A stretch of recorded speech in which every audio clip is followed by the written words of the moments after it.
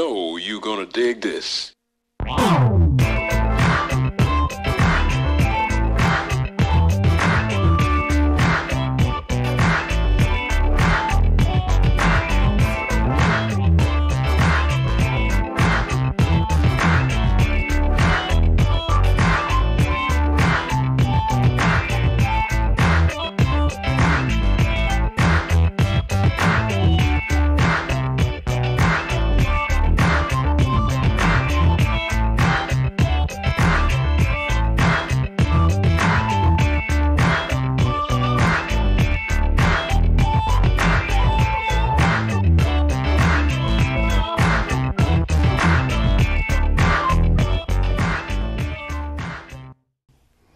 Welcome to On the One with G. Ladies and gentlemen, we have another Dayton gem to bring to you. Would you please give us your name and who you are in the music industry, please?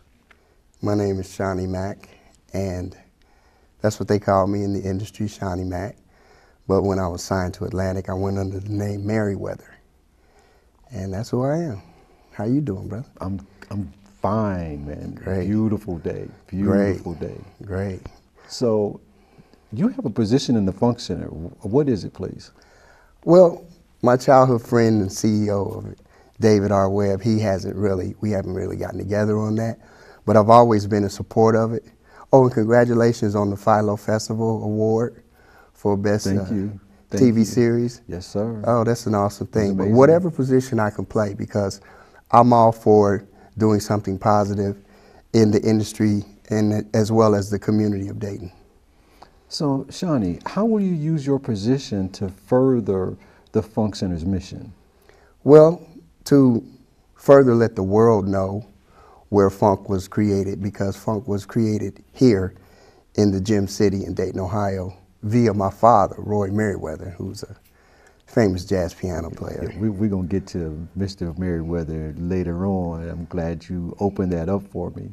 But also want to make the children aware, because they don't know the history and they need to learn the history. And as you know, that they have taken music out of all the schools except for Stivers School of Performing Arts. Yes. And there are children in all the other schools around the city who want to have a career in entertainment. So we've joined with the Board of Education to re-implement that, as well as getting with the sheriff in the city of Dayton to go around to the various projects to, educate them and to help stop the violence and the drug activity in the area. Yeah, unless you have the grades, you can't even get into Stivers. Right, right. So tell me, what is your plan to increase awareness? Or do you have a plan? Well, yeah, just like I said, too. Social media? Yeah, okay. Social media, as well as going into the schools to educate our youth, because they don't really understand where funk came from. They don't understand the history of funk, and they don't understand the legacy. It's such a great legacy here with all the professional groups, the Ohio Players, Slave, Zap, Heatwave, Lakeside, Sun, Platypus, some local bands like Overnight Low. Myself, I had a band called Shawnee Mack and the Package. I'm also currently with a band called D-Funk All-Stars and a band called The Difference. So just in every way that I can with what God has blessed me with, that's what I'm going to use to further the awareness of this. And we're going to make sure that we definitely publicize every time Shawnee Mack is on stage. All right. Now, we're trying to build a museum here in the city of Dayton to not only just honor funk, but to provide a location for musical instruction. Yes. How do you feel about that? Well, I feel that it would be awesome. It's only fair that it be built here in the city of Dayton, where funk was first started. It started here, and then it branched off. You get no argument? And that, it started locally, then it went regional. And thanks to, because in the 70s we had so many artists that were on major labels and on world tours and on Midnight Special and Don Kushner Rock Concert and American Bandstand at one time, and that made us the funk capital of the music industry. So it would only be fitting that we have the museum built here in the city of Dayton. Now, give me a little history, as if I didn't know, on the Dayton funk sound. You mentioned some of the groups that came from here, and, you know, et cetera, and that kind of thing. So, Well, just as if I didn't know.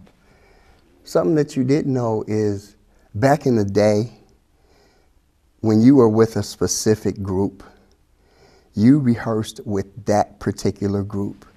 And we all had one concept. We didn't veer off like we do today. Now we have music jocks. Who's ever paying, that's who we're playing with. Yes, but back then, a group of guys got together and they rehearsed relentlessly, day in and day out, to perfect their unique sound. And it's something in the water here in Dayton. You've got to be from Dayton to have the funk that Dayton puts out. Now, you know, someone you played with said that same thing. Marshall Jones. Marshall said Jones. that God put his foot in the ground, created the Miami Valley. Right. And the water got contaminated with the funk. sweat off his feet. That's right, that's right, that's So right. tell me this, why hasn't this been celebrated years ago? And why is it taking so long? Or shall I say, are we passive here as it relates to our uniqueness in the music industry itself? Well, sad to say, funk was created here, but in order to get it abroad, the groups had to leave Dayton to make their mark and to return it to Dayton. So it's taken a long time because there's no industry in Dayton. There's funk in Dayton, but there's no industry in Dayton. There's no record labels, No, sir. you know, things of that nature. So that's why people have been, they're not really asleep, but they've bypassed us because we're not a major metropolitan city. But we are major worldwide as far as funk is concerned. We're going to change that We're gonna change it. collectively. Yeah, we're gonna make that happen. So now this sound was defining at the time, and it's still used today, you know, sampling, that kind of thing. But like the Wright brothers, people don't know that, like you said, funk originated from here. Right. Do you have an idea on why that is? Well, because even though most of the samples came from here via Phazo, when EPMD in New York sampled Riding High, and Heavy D sampled Rogers More Bounce, you know, and a bunch of the people out in LA like Dr. Dre and different artists sampled the Ohio sound. You know, it's just incredible how much we have been sampled, but we don't really get the thorough recognition that we need for people to realize that most of the loops, regardless, besides James Brown, who's the godfather of soul, most of the other samples came from Dayton-based groups. Okay, so we're going to go off script for a minute. Okay. Because remember, you brought something up earlier, and it's something that we as Daytonians know. Mm-hmm. But generally, we don't ask this question. Mm-hmm. But I think that we're close enough to where I want you to tell us your personal journey, your family, and what your family has meant to the city of Dayton. Well, that's incredible. I know. My mom, I have 3 older sisters and 1 younger brother, 1 younger sister. And we had a gospel group called the Dedrick Singers. Yes, sir. And my mother drilled us every day. I mean, we was in church singing 4 days a week. From the age of 3, I started singing at the age of 3. Wow. And up until I became a teenager, you know, I sang gospel, and I still do gospel. Yes. And I was playing in a band called Contact, a local band from here. Remember you? And Ralph Pee Wee Middlebrooks was our manager. Okay. And I was playing bass and singing lead vocals. And he said, well, I'm gonna bring somebody down here to meet you because he would love to meet you. And I didn't know who it was. And the next day, here's Sugarfoot. Comes down.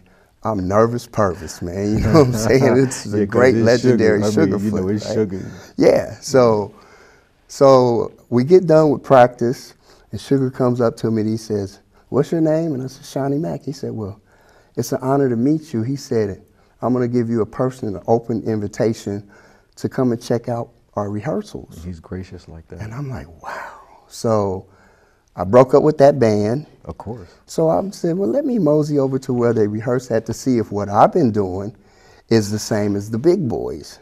So I get there, and a friend of mine, well, may Sugar rest in peace because he's no longer with us, but another friend of mine, Kenny Scurv Dog Thomas, was the security at the door. Scurv Dog? Scurv Dog. Yeah. Right. I Carried that my right. voice. That's right. That's yeah, right. he was hilarious, man. So he and I are arguing at the door because he doesn't believe that I have an open invitation. And Sugar sees me at the door. He jumps off stage and he runs down to me. He says, I've been looking all over for you. And I'm like, me? He says, yeah. So he takes me in. He says, now this is my band. Everyone was there except for, I guess I was the missing link. 3 days later, man, I'm on a world tour with the Ohio Players, man. That's Blew amazing. my mind, bro. And how old were you? 18. Right. You were still a kid. Yeah, You 18. had you graduated high school Well, yet? child. I've never been a GOAT. Oh, my man. Yeah, but I was a Corrected. child. There Yes, you sir. go. Yes. Had you graduated yet? Yes, Oh, I so you did graduated. As a graduate. matter of fact, I was in my first quarter I had a music scholarship at Central State. Yeah, I was going to go there. Yeah. I was going to go there. And, you know, it wasn't that I wasn't interested in school, but I just really desired to make it in the business of music. Yeah, you were there. Yeah. It was And the so, shortcut. That was the shortcut. yeah. And so when I, you know, because I used to commute back and forth because Central was like right down the street. And when I did that, when he told me that, I was like, I'm done with school. I'm done with everything. I'm getting ready to travel the world, dude. I'm with the Ohio Players. That's right. That's oh, right. my God. Yes, it was awesome. So you mentioned your mom, and I sort of knew, you know, the gospel singers. Right. But I also knew your dad. Oh, yeah. He's phenomenal. Phenomenal. He's phenomenal. Matter of fact, he was the very first artist from Dayton. In 1961, he had a 3-album deal with Columbia Records, and he was 16 years old. I didn't realize he was that young. Yeah, and his first album release was Soup and Onions. You know, and here it is. My dad, and a funny story he told me, and I don't think the players ever knew this, but he was playing at the Nowhere Lounge in Fairborn, and the Ohio Players was sitting in the record company president's office, who knew my dad. He called my dad on his job. He says, hey man, I've got these guys here from Dayton, say they're the Ohio Players, and they say they're pretty good, but I'm asking you, and if you say that they're not any good, I'm not gonna sign them. And he said, the band is remarkable. And they got signed, and they don't know that until this day. They don't know that. Now the world knows, don't Yeah. they? Yeah. Okay, so let's get back on. Let's get back on our script about the Funk Center. That's because right. this is about the Funk Center, right? It's about the Funk Center. That's right. So here we've got the brick and mortar building. Right. You know, we've got all the artifacts and, you know, stuff I'm sure that you'll share with the center, because again, you know, there will be certain rooms or certain sections, Right. you know, geared towards the people who have ingratiated themselves Right. to the Funk Center, right? Yes. So Yes. now after all is said and done and people come from miles around to the Funk Center, what kind of experience do you want them to come away with? A lifelong, life-changing experience that will open their minds to things that they didn't know, where the root of what we call funk music came from, and the legendary people that played a major part in birthing it and helping it to grow to where it is a worldwide thing now. And I think that worldwide. They're just catching up in some parts of the world, like yeah, Japan, not and just England. They're Well, no, just it's now been in doing- Japan for a while, because when I was over there in '96, they were couldn't speak much of them. They couldn't speak a lot of English, but they could sing Yes, sir. our funk Well, songs verbatim, vocally, and everything. We'll save that for another segment, because Okay. that's a whole different ball game when you start talking about how when you're around the world where people know our songs Yes. word for Word word, for can't word. speak a word of English. Note for note, too. Note for note. Yeah. Beautiful voices. Yes. Beautiful voices. Yes. So why does the Hall of Fame for funk music belong in the city of Dayton, Ohio? That's obvious. This is where it was birthed. this is where it came from. I mean, why would you take something from the place of birth and plant it somewhere else when it was born here?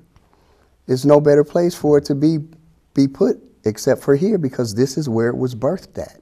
So, I mean, hey. Yeah, like they said, the first flight should have actually happened at Hoover and not at Kitty Hawk. That's another conversation, right? Right. We're going to make sure that the building ends up here. Right. Lastly, okay, give me your fondest memory surrounding your personal funk experience. Now, I'm going to give you a little pre-for in that, depending on your answer, I might come up with some other things to ask. Your fondest memory of your personal funk experience. My fondest memory of my personal funk experience was I was blessed to be the only artist when I was on Atlantic Records to play both of the major nights at the Cincinnati Jazz Festival. I was already booked to play Saturday. And Saturday night it was Merriweather, Mickey Howard, Whispers, Freddie Jackson, Stevie Wonder. The first night it was Regina Belle, who just so happened to have a miscarriage. And I was down in Cincinnati because my band, who was called The Movies, we had done Future Girl, which launched LA and Babyface's production career. We were down there practicing. It was 7:45. And Joe Santangelo calls me and says, hey man, Regina Belle was just taken to the hospital because she had a miscarriage and I need somebody to open. Can you open up? So I was like, well, we're going to have to bring all our equipment. And he was like, no. He gave me the equipment list. I told the guys, I said, hey man, we got a chance to play tonight instead of tomorrow, so let's go. So nobody had anything to wear and everybody had on jeans. So I took my razor out and I used to wear the pastel shirts with the pastel tights up under the cut up jeans. Okay. So I told them, take your pants off. So I cut all the slits in it and I gave each one of them a different colored pastel shirt and matching tights. We went there, we slammed so hard. When we came off stage, Joe Santangelo said, man, I owe you a great deal. He said, do you want to make history? And I'm like, what are you talking about? He said, do you still want to play tomorrow? I'm like, yeah. So they announced it on stage and the people went crazy. The next night, it was the first time the Jazz Festival was packed at 8 o'clock. Because normally when the first act is going on, people are just coming in. They're not even paying attention. Oh, the stadium was packed. Riverfront Stadium was packed. And that was my best experience, funk experience in my career. Now you said something earlier and it just came back to me. When you had your record deal, who was coinciding at the same time on that label with you? At the time, Levert had the #1 song in the country, Casanova. Chucky Booker was on the label, Mickey Howard was on the label, and a group called Troop was signed. We got signed both at the same time in 1987. And it was an awesome experience. You know, those guys are very awesome. I love them, they're real cool. Wonderful. Well, Mr. Shawnee Mac, I think we're going to have a part 2 because our conversation isn't finished, but it's finished for this segment. Okay. Thank you very much. Thank you. My pleasure, G. My pleasure. Yes, sir. My pleasure. All right. All right. Yes, sir.